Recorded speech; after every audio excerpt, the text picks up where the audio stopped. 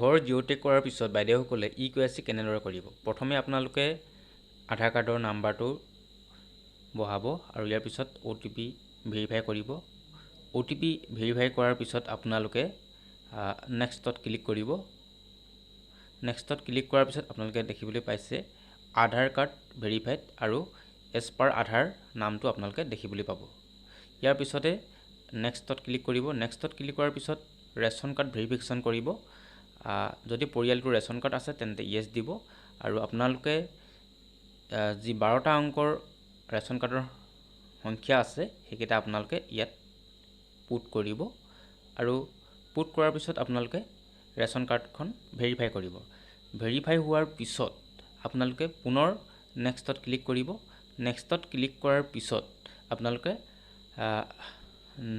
Ration কাৰ্ডৰ একপি photo upload কৰিব।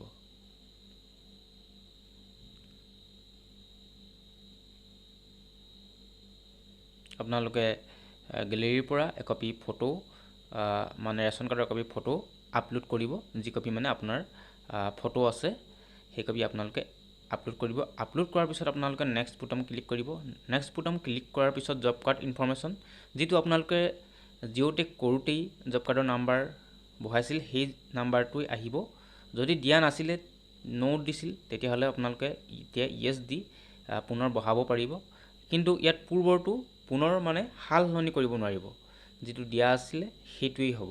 গতিকে আপোনালোকে ইয়াত নেক্সট ক্লিক কৰিব। নেক্সট ক্লিক কৰাৰ পিছত টিক মাৰ্ক ক্লিক কৰিব মানে কনফাৰ্মেশ্যন আৰু কনফাৰ্ম ছাবমিশ্যনত ক্লিক কৰিব। ছাবমিশ্যনত ক্লিক কৰাৰ পিছতে কিছু সময় মানে লোড হ'ব।